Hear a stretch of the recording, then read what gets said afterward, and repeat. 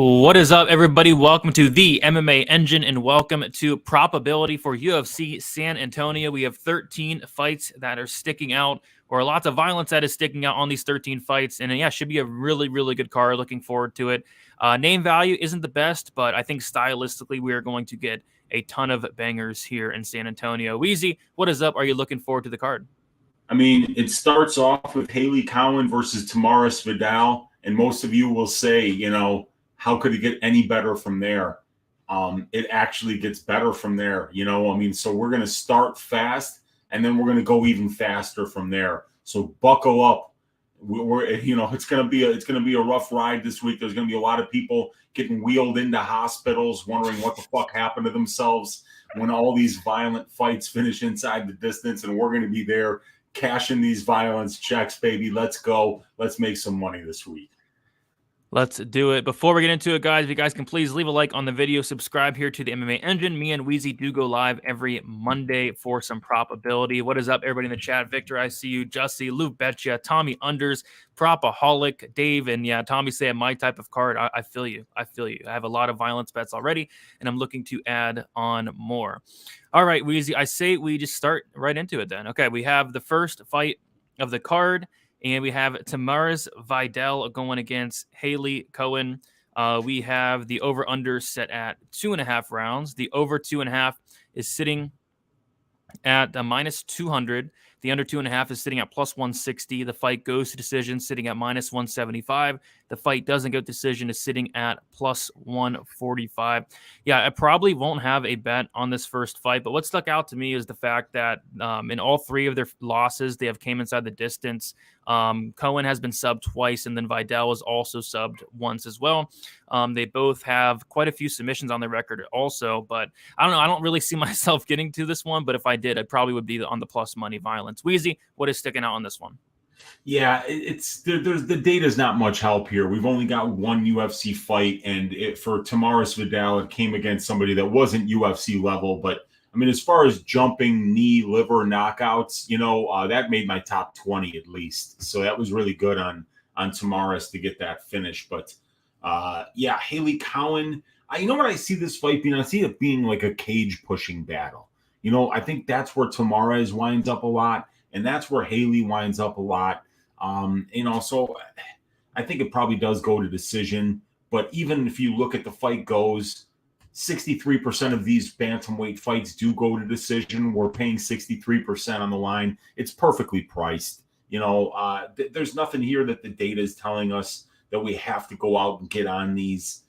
So I think that we probably just stay away from it. But like you say, dude, I mean, if you're gonna pick one side, pick the side. If it's a coin flip where you get the plus money. So yeah, maybe we lean towards that under 2.5 at plus 160, but I'm not touching this one with the 10-foot pole. And the data isn't really much of a guide here because the fighters that Tamara's Vidal and Haley Cowan were fighting on the regional scene just aren't UFC level. And so we're missing a lot of information as to how they're going to perform up here. Yep, I think passing is probably the best move, but I'm going to be taking a look at maybe like the fight ends by submission, see what that is, because like I said, they both, whenever they're losing, it is by submission. Vidal got submitted a couple years ago by Carol Hoza, and then we saw Cowan get submitted twice as well. So, but best move is probably to pass on this one, and definitely don't lay chalk on this matchup as well. But yeah, we can move on. All right, we have a very fun fight. This is where it starts getting good. We have Torres going against Ogden. We have the over-under is now set at, I lost my spot. So the over-under is now set at, no, 2.5 still. So the over 2.5 is plus 150. The under 2.5 is minus 180. This is on Bet Online. The fight goes to decision plus 170. The fight doesn't go to decision is minus 210. WEEZY, what is sticking out on this one outside of Manuel Torres fighting like he's completely cooked out of his mind?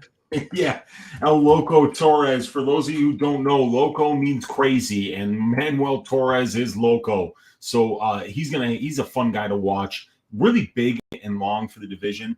But then again, so is Trey Ogden. This is a very violent fight. If we look down here, for instance, Manuel Torres outside the UFC, 12 of his 13 fights have not went to decision. But that's also the same number of fights that did not start round 2. also 12 of 13.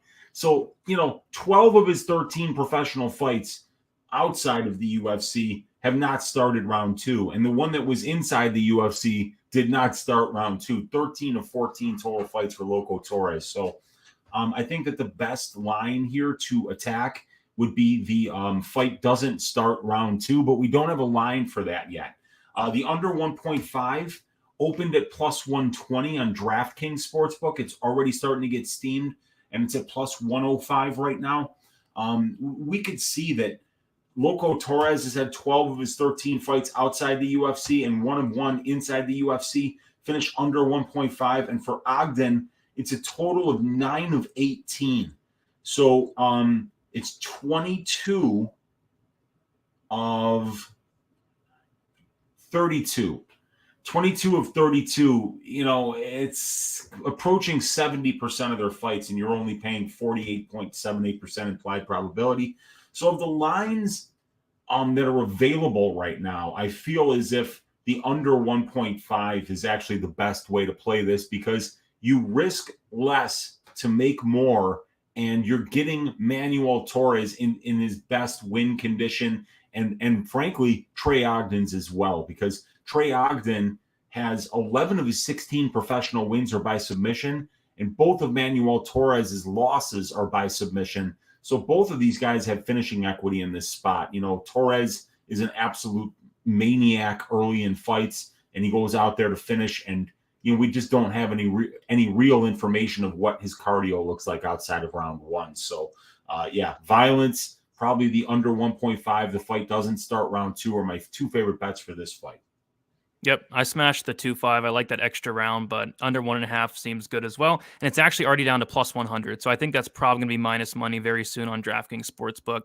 I think people are starting to watch tape on Torres and seeing that this guy does not want to be in there that long. I mean, this guy fights like a maniac. So I put 1.5 units on the under, went and watched more tape on Torres, and I had to add on. So it is my second biggest play of the night. I like violence, and I was shocked that it was even set at 2.5 rounds on a lot of books. I think it should be set at 1.5 in a fight like this.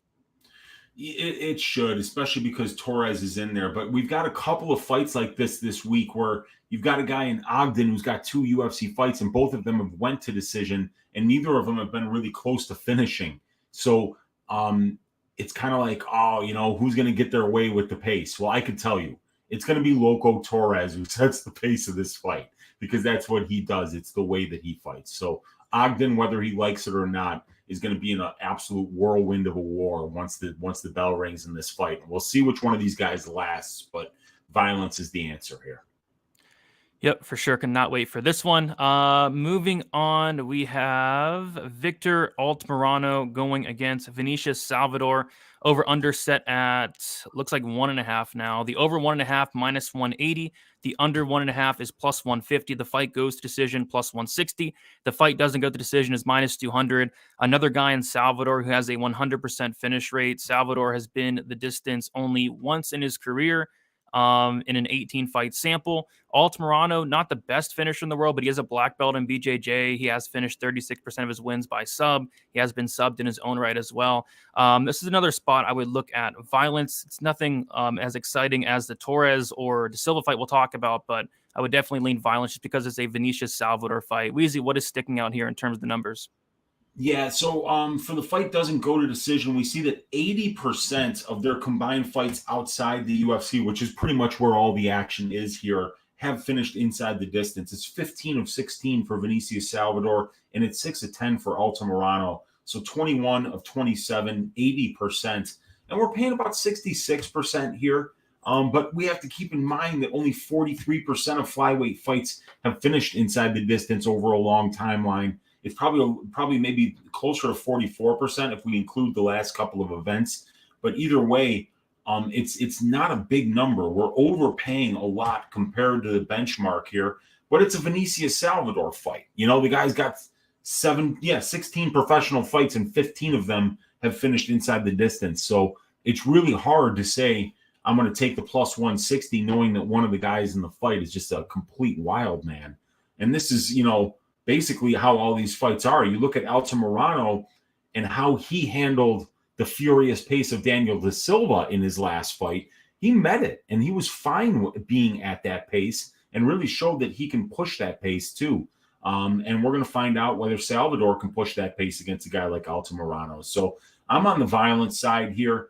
The under 2.5, I think on DraftKings was available at minus 125 earlier. Yeah, it was. And then but now it's gone now. It's gone. Yeah. I didn't get to it. I hesitated on the under 2.5 in this fight, and I hesitated on the under 1.5 in the Torres fight, and they both moved. But I really do think that that's a good bet. But at minus 125, that's no longer there. So do you know where it's at? They don't even have a 2.5 anymore. I was able to get a unit down on the under. I was going to add more, but when I went to add more, it was gone. It was gone. Okay, so we'll take that off then for now if it's not available.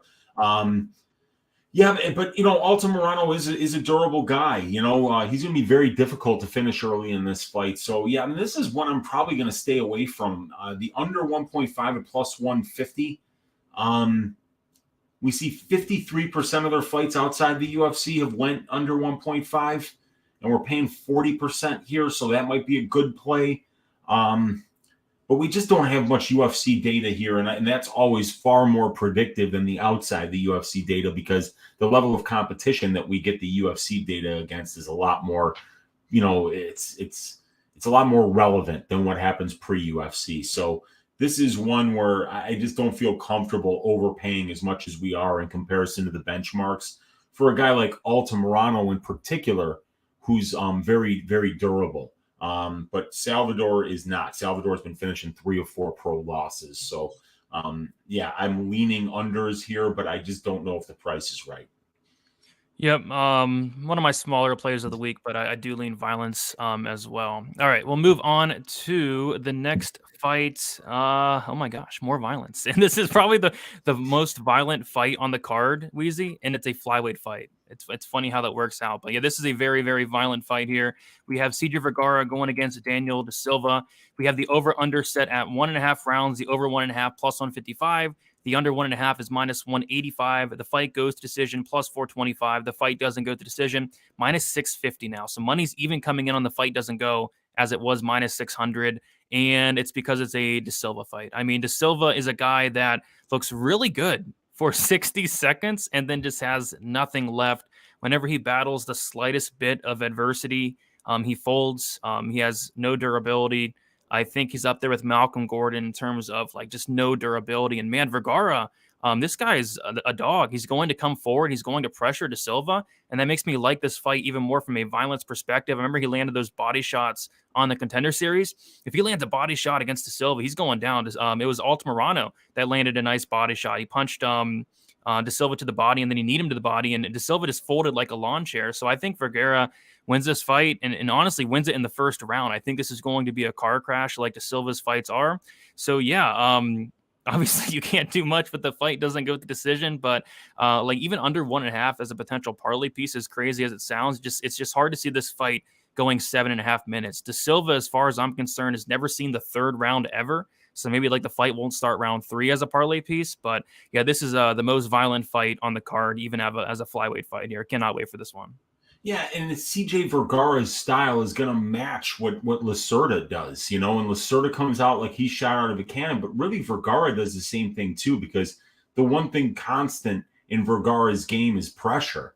And, pressure is exactly the kind of thing that breaks Daniel Lacerda. CJ Vergara is not a world beater in the UFC flyweight division, but he's minus 300 here?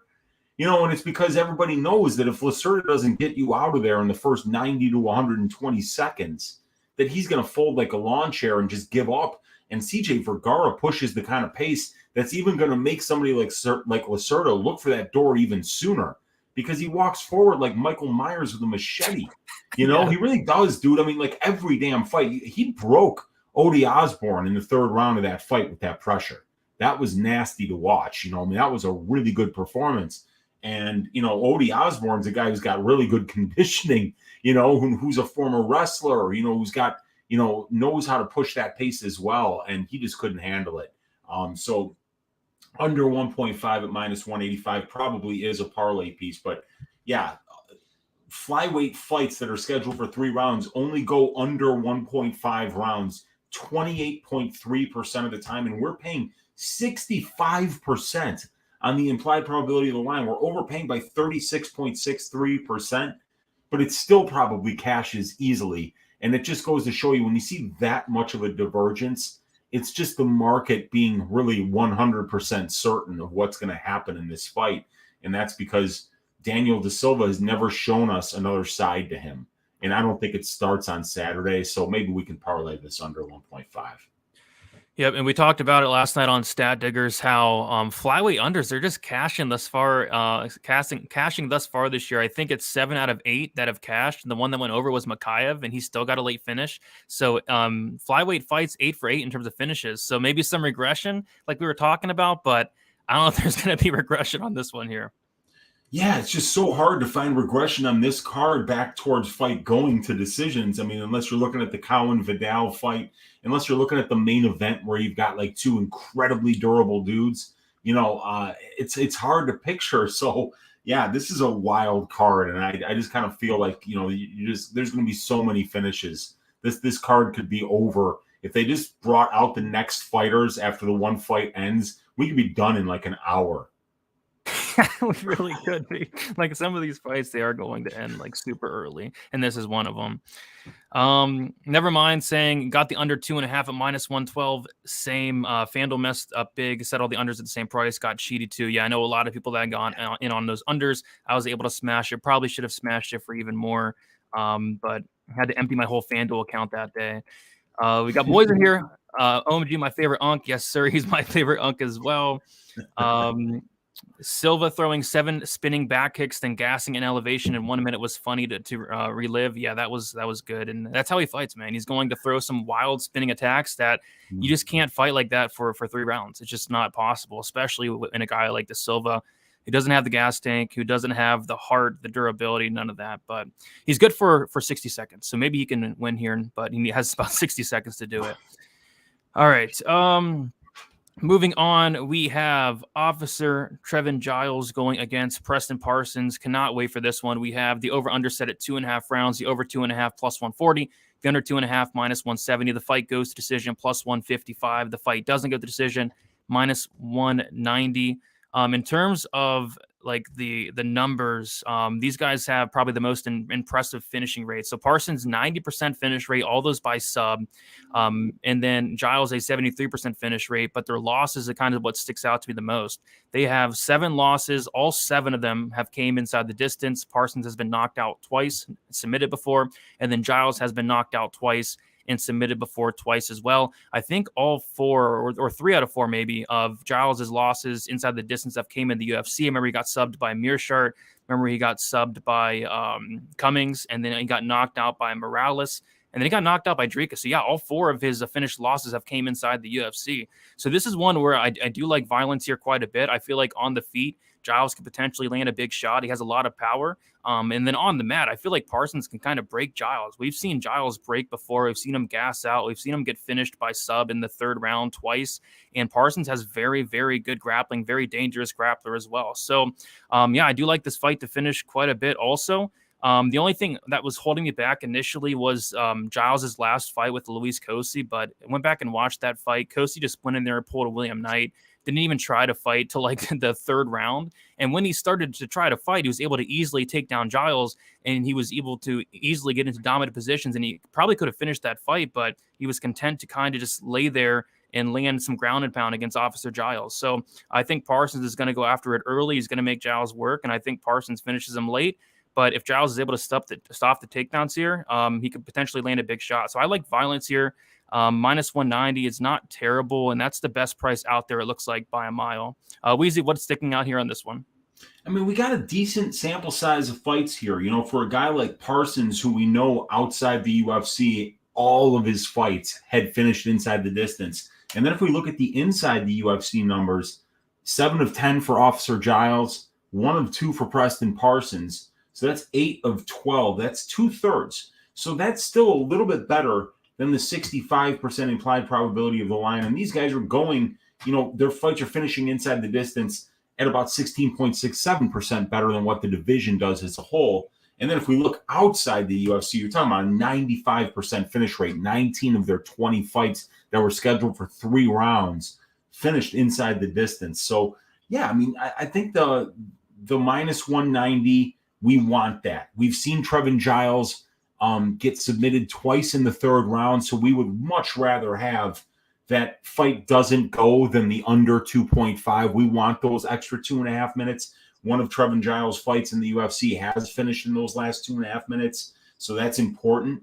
And I think Preston Parsons, what makes him an interesting side to bet in this fight is the fact that if you look at Giles' record, you say, wow, dude, I mean, this guy's fought everybody, right? Pre-UFC, he fought Ryan Spann. He fought Brendan Allen. He fought Ike Villanueva. The guy had good names on his resume, and he beat all those guys, okay? And then he comes into the UFC, and he's fighting guys like Dolidze. He's fighting guys like Dricus du Plessis, Michael Morales, Gerald Mearshart, who's a legend, Zach Cummings, who's a veteran. So he's been in there with everybody. But if you look at all those guys, there's only one guy that really pushes a pace there, and that's Dricus. And Dricus knocks him out in the 2nd round, and I mean, he's got him breathing heavy because he wrestles him in the 1st. And if you see what Preston Parsons did being at a high pace for 15 straight minutes against a much smaller Evan Elder on short notice, you see that he can push a pace for 15 minutes. So, I'm thinking that the over 1.5 in this fight probably happens, but I also kind of feel like the fight doesn't go to decision also happens as well. I think it's going to be Preston Parsons's pace that potentially finishes Giles, and I think it could potentially be Preston getting a little bit sloppy on the feet or going maybe a little bit submission over position that could put him in bad spots on the ground as well against a guy in Giles who's grappled with some really high-level guys. So, very interesting fight. I kind of like the over 1.5, but we don't have a line for that yet. As you can see, Trevin Giles has went over 1.5 8 of 10 times in the UFC. So I think that's important to note. So maybe if we can find something over 1.5 that's better than minus 200, we could look at that. That would be a pretty good line there. But I like the fight doesn't go to decision at minus 190. That could potentially be a parlay piece for me. Yeah, no overs for me this week, but that does make sense. I think the finish comes late as well, late 2nd, 3rd round for Parsons. And I'll probably be smashing that fight doesn't go at minus 190 there. Numbers line up, and my read is Parsons just is going to put it on him early and then just break him across the 3 rounds there. So, yeah, I like violence in this one quite a bit. The only thing that scares me is I hate betting Officer Giles fights, but, I think Parsons is going to get him out of there in this one. All right, let's move on to the next fight. We have Steven Peterson going against Lucas Alexander. We have the over-under set at 2.5 rounds, the over 2.5 minus 160, the under 2.5 plus 130. The fight goes to decision minus 135. The fight doesn't go to decision plus 105. What is sticking out on this one, WEEZY? Yeah, so Steven Peterson's fights have only finished inside the distance 1 of 7 times at the UFC level. Steven Peterson's very durable. Very difficult to get that guy out of there. And just not much of a finisher up here at this level. But Lucas Alexander has been submitted in all of his losses, which is weird because he trains at Fusion XL with a bunch of killer grapplers, but the guy really is a striker. So he probably is training over at Fusion XL to kind of train his jiu-jitsu defense and try to get better so that he can keep fights standing and use that striking of his. So I think Steven Peterson's going to probably try to get this fight to the ground. And Steven's not the best wrestler, but he will get takedowns. He's not the best top control guy, but he will win some minutes down there. And he's not the best submission threat, but that's what he likes to go for, and that's how he tries to finish fights. In terms of Lucas Alexander, you got a guy who hits very hard. He's a bit of a knockout artist, but Steven Peterson's about as tough as it gets. So, I mean, he's going to be very, very difficult to knock out. The fight goes to decision. If you look at the prop template, we actually have a over 2.5 at minus 160 is a trifecta bet. It's priced perfectly according to the metric, but we're getting a 13.5% break here and a 13.4% break here. We even get a little bit more of a break here in terms of where the line is at, because we're paying 57% for fight goes, and we're getting 75% of their 8 combined fights have went to decision. So yeah, I mean, like they like the overs here. The prop template likes the overs. Maybe the over 1.5 could be an even better option, but that's going to probably be closer to minus 250, maybe even minus 300. So I think the fight goes to decision at minus 135 is probably the best bet here. Yep, I'd be leaning that way as well. I know that's a pretty popular play this week, but I am going to be looking at that Peterson by sub. On BetOnline, it's plus 400, and I'm not even thinking about touching that, but I'm hoping FanDuel gets like something crazy, like a plus 800. I'll be sprinkling that. If not, if it's like plus like 400 like it is on BetOnline, it's going to be a pretty big pass there. But yeah, I would lean the fight goes as well. Yep, agreed. All right, we'll keep moving on then. We have Daniel Pineda going against Tucker Lutz, another very good fight. Another killer be killed fighter in Daniel Pineda. We have the over-under set at 2.5 rounds. The over 2.5 plus 158. The under 2.5 is minus 188. The fight goes to decision plus 170. The fight doesn't go to decision is minus 210. Yeah, Daniel Pineda, this guy's finishing numbers are insane. And there's like a massive sample size, 41 fights for Pineda and a 100% finish rate. Like that's kind of unbelievable. But he's getting up there in age. He's now, I think, like 37 years old, something like that. And then just as of late, he just looked awful once the fight reaches the second round. I would lean violence here. It's not like a smash spot because Tucker Lutz isn't the best finisher. He's only finished 67% of his wins, but I think Pineda's another guy that definitely does look for the door. He's been finished 9 times in his career, been finished a ton. So violence here as well, but I'm not in love with the minus 210. WEEZY, what's sticking out on this one? Okay, so the over 2.5 is now plus 158. So that has definitely moved. Yeah, the money's coming in on the unders here because of Pineda being such an incredible finisher. 4 of his 6 UFC fights that took place after the year 2013 have finished inside the distance.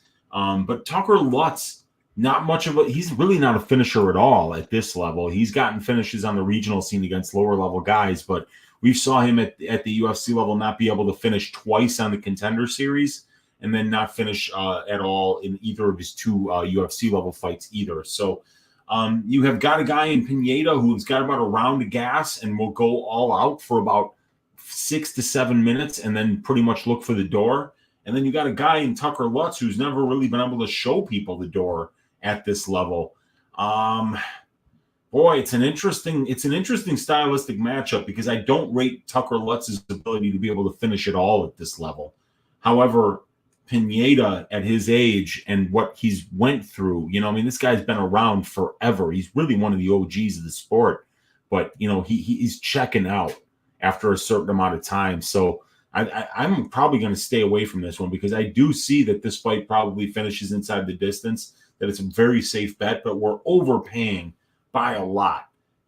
Almost 25% here, almost 27% here based on the benchmarks for the division. And you got a guy in Tucker Lutz where if you do bet these unders and he doesn't get the job done, if he just kind of wins minutes, gets a couple of takedowns, stays on top, lands a couple ground and pound shots, but doesn't get him out of there, you're going to be like, fuck this guy Lutz, but I don't think I can trust him to finish. Yep, nothing wrong with that. I think he does finish Pineda just because Pineda literally looks like he has nothing left. He's only getting older as well. He's clearly off the juice at this point. Like you take a look at his last fights before the UFC, he looks phenomenal, but now that he's off the juice, he looks like rough, like really rough. And he has so many fights, so much damage on him. I think it's all catching up. I like Lutz in the late rounds. I'll be looking to sprinkle those, but I'm not laying minus 210 here on the fight. Doesn't go to decision. If Lutz was a finisher at this level, I would be max betting it, but he's not. So I'm just going to do like little sprinkles like I did last week with Jack Shore. Round 2, round 3, hoping to get some solid prices there on FanDuel. And then I'll also be looking at Pineda round 1 because I think that's about all he has at this point. Agreed. Yeah, I think you broke it down perfectly. So waiting for FanDuel for those because BetOnline has like last week they had Jack Shore winning in round 2 at like plus 350, like something disgusting. And then this week they have Lutz winning in round 2 plus 450. So I'm hoping to get a much better price on FanDuel though, and then sprinkle that third as well. All right, let's just keep moving on. We have probably one of the most violent fights on the card. Here we have Chidi Njokuani going against Albert Dariaev. The over-under set at 1.5 rounds. The over 1.5 minus 115. The under 1.5 minus 115. The fight goes to decision plus 195. The fight doesn't go to decision minus 250. Yeah, I love this matchup for some violence. A striker versus grappler matchup. On the feet, Chidi obviously has a ton of power. Nobody knocks out Marc-Andre Barria, WEEZY. He did it in 16 seconds. He almost knocked out Gregory Rodriguez. Of course, he knocked out Dusko Todorovic. And then I think he killed somebody else as well. I mean, this guy has a ton of power. But on the flip side, he's been finished in 7 of his 8 losses. This is a guy that in the past, he has found that door. He's been finished like 3 times by sub, 4 by knockout. And if Dariaev can get on top, Dariaev has very nasty ground and pound, a submission game as well. He could give Chidi problems. But on the feet, I think Chidi's going to give Dariaev problems. Dariaev has been knocked out 4 times in his career, and you do not want to be chinny against this Njokuani guy. So I think this fight does finish. I think it finishes pretty early. And I think Chidi probably knocks him out. But like I said, if Dariaev gets on top, it could get very interesting. WEEZY, what's sticking out here? Yeah, I mean, I like that fight doesn't go to decision at minus 250 or even the under 2.5 at a little bit better price than that. I don't know where that one's going to open, but that's the way I'm looking at this, because this is one of those striker versus grappler matchups where you've seen Chidi Njokuani get subbed a bunch of times. And if Dariaev gets an early takedown and is able to, advance position and work that top game of his, there's a good chance he gets a finish. And if this thing stays on the feet, there's a very good chance that Chidi just knocks out Albert Dariaev. That's how he's lost all of his professional fights. And then if you even look at the prop template, we've only got a 5-fight sample size here, but we've also got 2 contender series fights where they finished in the first round, right? Or no, I'm sorry. Chidi finished in the 3rd round against Mario Sosa, wasn't it? Yep. Okay. But Dariaev took his guy down and finished him immediately almost. So 2 additional fights. So it's really like 6 of 7 of their combined UFC level fights have finished inside the distance. That's, that's in the 80%. We're looking at a 71% line here. And outside the UFC, we're looking at 29 of 36 for these guys. So I think everything sets up the stylistic matchup, the data, to look at that minus 250 as a potential parlay piece for this week. Yeah, and I was actually surprised to see that it was only at minus 250, to be honest. So that might be something I do end up parlaying. On 5 dimes, it looks like that line is starting to move a little bit as well. On 5 dimes, it opened up minus 230. That would have been like a max bet. And then that is now minus 275. So I think these violence lines are going to move. I mean, striker versus grappler, both guys dangerous, and both guys can absolutely be finished. I mean, they've been finished a ton in their careers. Yep, and these are the kind of spots that we look for, where the data is telling us that we're not really overpaying. I mean, shit, look at this. We're overpaying by 14% here, Brady, on the between the benchmark for the division and the implied probability of the line. But like when we go back to Pineda Lutz, it's 24%. When we go back to Giles Parsons, it's 15%. Same thing. Vergara Lacerda, it's 43%.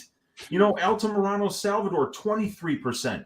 Torres Ogden, 17%. You could see these massive overpayments, but here, like the both of these guys are killers. Both of these guys are getting killed inside the distance, and you're only overpaying by about 14% here. So it's one of the cheaper, lines as to how it's compared to the benchmark for the division.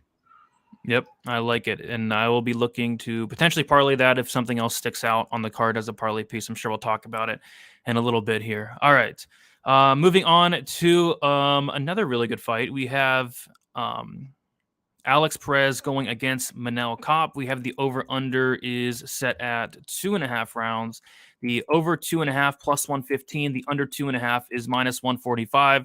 WEEZY, you messaged me Saturday night and you pointed out a plus 124 under 2.5. I was not able to get in on it until the next day, but was able to still get plus 110. And then shortly after that, it just got like smashed bad. It went from plus 120 to plus 110 to plus 105 all the way to minus 175. So it's came back a little bit, but I think a lot of that has to do with Manel Kape being super dangerous, finishing I think all but 2 of his wins, and Alex Perez having like 3 minutes of cage time in like the last 3 years. So yeah, I think it's another violent fight. Obviously, I don't love it as much at minus 145, but I do think this fight finishes one way or another. And hot take, I'm actually taking Kape by sub. Perez has been submitted like 5 or 6 times in his career. Kape is a black belt for what it's worth. He almost got that submission against David Dvorak, like literally almost took his arm off. I think he catches Perez here in a sub, but he could obviously knock out Perez as well. Both guys dangerous. Both guys can be finished. I think it's another solid flyweight under here, WEEZY. Absolutely. And Kape's just a bona fide finisher, but only 2 of his 5 fights have finished inside the distance, and they're both first round finishes. So, and if you even look, right, 61% of these guys combined UFC fights, and that's 13 of them, so it's a good sample size, have finished inside the distance. But the number for fight doesn't start round 2 is just 8% different. But you're going to get a big, but like if you look at the benchmark, for instance, you got a 24% rate here and a 43% rate here. So it's about 19% difference, but these guys really only finish at like a high 7% difference here. So I think the fight doesn't start round 2 is going to be the way to attack this fight, because you're getting most of these guys finishing condition there. So the under 1.5, the fight doesn't start round 2. That's how I would play this. But I've got 2 units at plus 124 on the under 2.5 here. And we can see that 61% of their combined fights at the UFC level have finished under 2.5 rounds. And that's weird. Wow, Manel Kape has had a lot of fights that have finished late. In the last 2.5 minutes of round 3, Manel Kape has had 5 fights finish outside the UFC. So very interesting. That should make you want to maybe bet the fight doesn't go to decision and just pay that extra 4% of implied probability, knowing that Manel got that many finishes outside the UFC in the last 2.5 minutes of round 3. But yeah, definitely looking for violence here. But fight doesn't start round 2. If I could find that, around plus 150, 160, that could be a very interesting way to look at this one. Yep. I think I'm just going to stick with my 1 unit bet there, plus 110. But yeah, I think violence is the way to go. Some type of violence in this fight is the way to go, or just pass. But not be betting overs in a Manel Kape fight for sure. All right, especially Alex Perez. I really question where his head's at, where his mindset's at right now. Just going in there and getting his ass shaved. His last couple fights, but they were against really good opponents, so we'll see. All right, a couple more fights here. We have Macy Barber going against Andrea Lee, and yeah, a lot of this violence stops late in this main card. This is a juiced over 2.5 is minus 250, under 2.5 is plus 200. The fight goes to decision minus 130. The fight doesn't go to decision plus 190. Obviously, lean this going the distance, but probably won't bet it. WEEZY, what's sticking out here? Yeah, very, very fairly priced line here. We're paying 69% for the fight goes. About 59% of flyweight fights do go. But we can see here that 7 of 9 for Lee went the distance, 5 of 8 for Barber. So it's 70%, and we're paying 69%.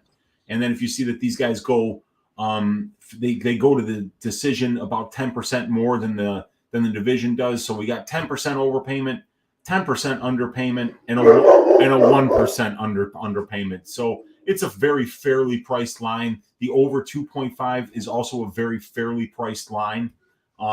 I think you can look at parlaying those. I don't see either one of these ladies getting a finish on the other. They're both pretty durable. They're both pretty scrappy. And neither one of them has like crazy power or a really good submission game to where you would have to worry about the other one getting finished by their opponent here. So, yeah, I like the over 2.5. I like the fight goes at minus 230. But am I rushing to the window to lay that kind of juice on a women's fight for overs? No, I'm not. So I'm probably just staying away from this one. Same here. Not much left to say on that one. We'll move on to what potentially could be fight of the night. We have Nate Landwehr going against Austin Lingo. We have the over-under set at 2.5 rounds, the over 2.5 plus 100. The under 2.5 is minus 130. The fight goes decision plus 130. The fight doesn't go decision minus 160. Should be a very fun one here, WEEZY. What sticks out here? Yeah, we got a fight goes to decision at plus 130 is a trifecta bet and a pretty big one at that. And we've got an 8-fight sample size, so it's nothing. It's nothing that we go running to the window to exploit a trifecta bet when we've only got an 8-fight sample size. But Landwehr's a pretty durable dude, and I don't think we've ever seen Austin Lingo finished in his career. Am I right about that? Never been finished, but Landwehr's been finished quite a bit though.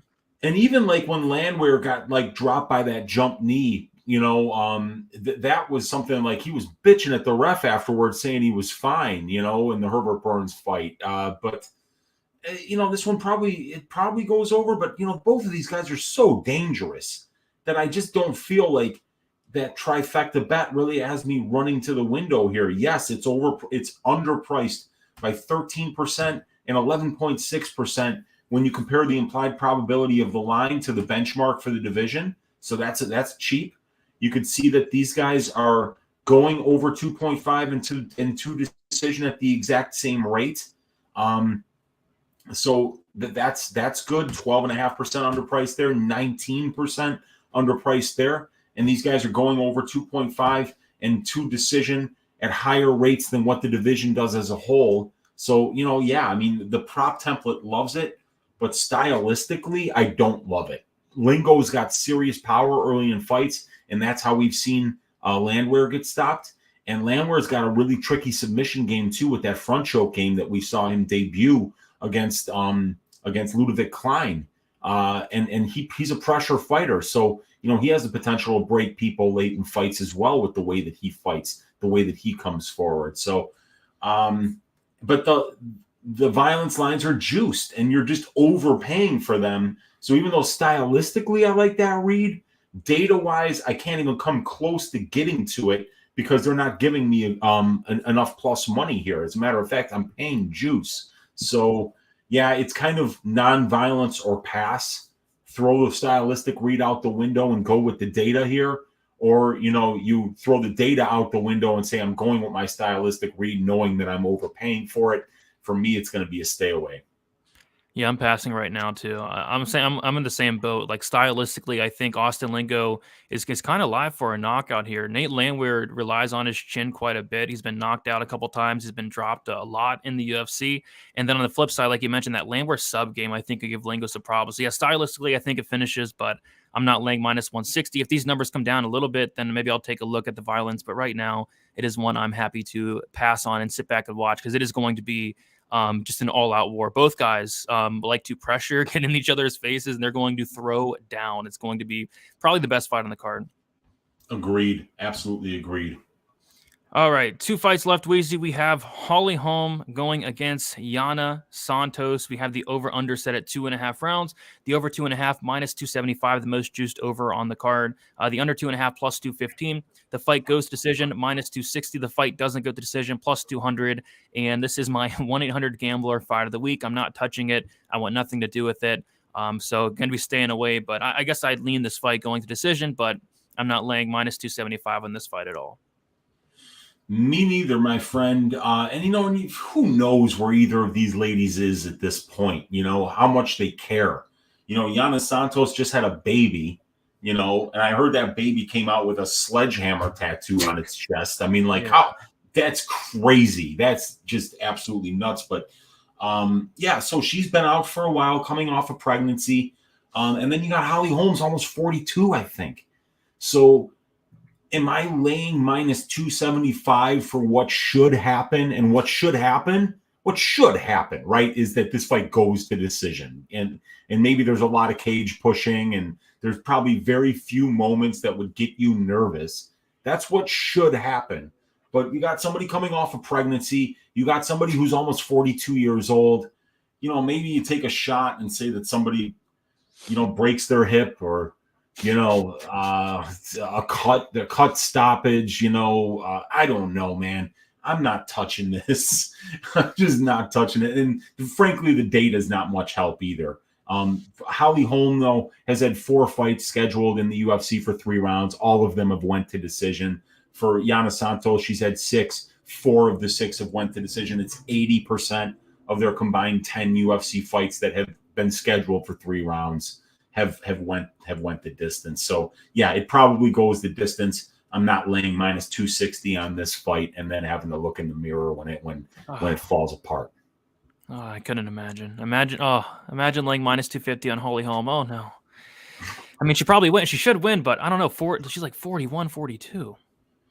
Yeah. And, when we were talking about this, Brady, I think before we went live for Stat Diggers yesterday, it was like that. It worries me that Holly Holm kind of fought against Ketlin Vieira as if she wasn't the better striker. It seemed like she didn't want to be at distant striking range with Ketlin Vieira. And if she doesn't have confidence in her striking against Ketlin, what the hell is she good at then at this point in her career? Cage pushing, trying to go for an occasional takedown. I don't think that's going to work against Yana. So, yeah, it's a stay away. It's a big, giant pass. All right, main event time. Phenomenal main event. I'm really looking forward to this main event. Just not sure if I will have a bet on this one. We got Cory Sandhagen going against Marlon Vera. We got the over-under set at 4.5 rounds. The over 4.5 juice to minus 155. The under plus 125. The fight goes to decision minus 125. The fight doesn't go to decision minus 105. So money coming in on the fight goes and the over. And I think that's because of how durable both guys are, especially Marlon Vera. A spot that I always consider when Marlon Vera fights is that finish only. But my goodness, they're all over it. Marlon Vera finish only opened up minus 145 and is now minus 155. So won't be touching that. Won't be really touching anything in this fight, to be honest. Maybe like an over like 1.5 or 2.5 as a parlay piece. But outside of that, probably going to be staying away. Weezy, what's sticking out in terms of the data here? Yeah, so let's look at the 5-round analytics here for bantamweight fights. We've got 32 fights that have been scheduled for 5 rounds since the year 2013. 21 of them have finished inside the distance. That's 65%. So for a fight doesn't go to decision bet, you'd expect with a little bit of juice to pay like a minus 200. And here we're getting, or I'm sorry, I just hit the wrong tab there. We're getting minus 105. Yeah. So we're getting a big discount against the benchmark in terms of, is this fight going to finish? And when you got a guy in Sandhagen, 5 of his 7 fights that have been scheduled for 3 rounds have finished inside the distance. And for Marlon Vera, it's 10 of 8. So you're getting guys with 60% finish rate in 3-round fights. And now you're only paying 51% for the fight doesn't go. I know that we can count on the durability of guys like Sandhagen, like guys like Vera especially. But both of these guys are very durable. And, one of those jump knees from Cory Sandhagen to the chin, and it might be flash enough that if the eyes roll back, we could see Marlon Vera knocked out for the first time. And you know how Vera is when he gets on top of dudes and he starts with the ground and pound, or when he lands big shots on the feet. Certainly got a ton of power. So I don't know, Brady, if I'm willing to lay minus 125 for fight goes, knowing that the fight has to go 25 minutes and that, that's really nerve-wracking with guys like Sandhagen and Vera. They're both very violent men. I think that I would maybe an analytics play here would be the fight doesn't go to decision at around plus 100. Yeah, and I think later in the week it will get to plus money. Yeah. But yeah, probably something I'll stay away from. But yeah, I could see this fight potentially finishing. It's just kind of hard to see it just with how durable both these guys are. But they're going to hit each other in the face a lot, and they're both very dangerous. So it could happen for sure. Yeah, absolutely, man. Yep, but yeah, probably nothing for me on the main event. It's a great main event, though. I'm really looking forward to it. All right, WEEZY, we talked about a lot of spots. Do you want to throw out your favorite spots, and then I'll throw out mine, and then we'll come up with a PP? Yeah, I really like that Vergara Lacerda under 1.5. It's juice to the tits, but you got to believe that fight finishes under 1.5 rounds. Manuel Torres versus Trey Ogden. I kind of like that under 1.5 rounds because I think Trey Ogden's very live for a submission. And one little shout out Lou Betya, our guy, a prop that he might be looking at this week is Trey Ogden round 2 submission at plus 1,800. Seeing as Manuel Torres has only been out of the first round once in his career, and Trey Ogden's won 11 of his 16 professional wins inside the distance by submission, and he's never knocked anyone out. Trey Ogden by sub plus 550. Trey Ogden second round sub plus 1,800. A couple of big fat looks there. But yeah, I mean, I like Torres Ogden fight doesn't go to decision. I like Dariaev Enjikawani fight doesn't go to decision. And I like that Vergara Lacerda under 1.5. Yep, I am on all of those spots. Also, potentially going to add that Giles Parsons fight doesn't go to decision. But yeah, I think that Sheedy fight doesn't go to decision right now at minus 250 could be a pretty good parlay piece. Agreed. Yeah, I like that as a parlay piece, and I really like the Loco Torres fight to finish inside the distance for sure.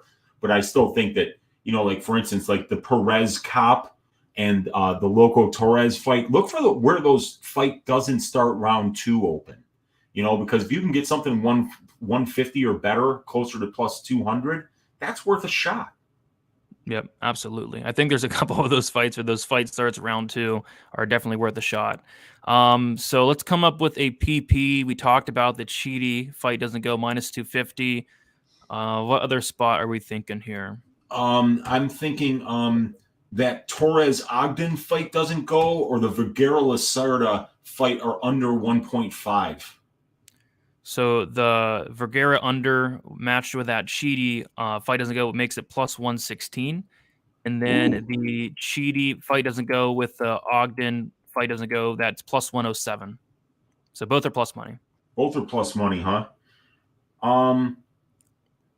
I'd rather get those extra 7.5 minutes and go with the Torres Ogden because Manuel Torres isn't going a full 15 minutes, I don't think, man. Yeah, I don't think he even probably goes a full 5, to be honest. Yeah, dude. If he does it, it's going to get interesting. And he might get Trey out of there early, too. It's not like we haven't seen Trey finish. He's been finished 3 times in 5 losses. So he'll find the door for every once in a while, too. And Torres is just crazy. So, yeah, why not? He's loco. He's very loco. That's right. I like it. I like the PP. I like that plus money. I like both fights to finish. Yeah, we talked about a lot of spots, a lot of violent spots.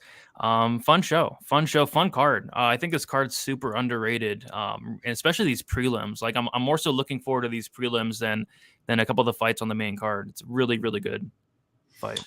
Yep. It's of such a violent card. Our guy Thomas, that he's just going to be enjoying himself on Saturday. Because these guys, these guys are gonna finish fights, and it's gonna be a very violent card. Yeah, for sure. All right, we did it, WEEZY. This is the last probability of an 8-week stretch. We get a week off, then we get to come back and go 7 more straight weeks, which should be fun. But yeah, look to end the 8-week stretch here with a bang, with a lot of finishes. WEEZY, let the people know where they can find you and your plans for this week for some content. Yeah, this is going to be a weird week for me. I'm going right back up to Michigan after the show today. I got some family things that I'm dealing with, a rough week for the family. But so I'm looking to do Just the Tip tomorrow night, 10 o'clock Central Time. Keep an eye on Twitter for that link because it might actually get postponed depending on what happens. But yeah, and then after that, there's potential for Ask WEEZY on Wednesday. I'll give you guys a greasy 4-leg parlay, and we'll do the DFS show on Pub Sports Radio on Wednesday with Monk and Gordo and you, Brady, and me. So, yeah, let's stack cash tickets like flapjacks for this UFC San Antonio card and enjoy the week off. Good luck, everyone. Yep. Good luck, guys. You can follow me on Twitter, DFS_numbers, Instagram, DFS by the numbers. I did just post a main card prediction, and I'll be getting out my full card tomorrow as well. Leave a like, subscribe to the channel. Be sure to check in every Monday for probability. It's probably my favorite show of the week because I love betting totals and especially unders. So make sure you guys check that out. Check out Stat Diggers on Pub Sports Radio, and then also going live for the DFS show on Wednesday. So lots going on as always. But yeah, guys, best of luck for UFC San Antonio. Cash some bets. Enjoy the card. It should be a very fun one, very underrated card. And we'll talk to you guys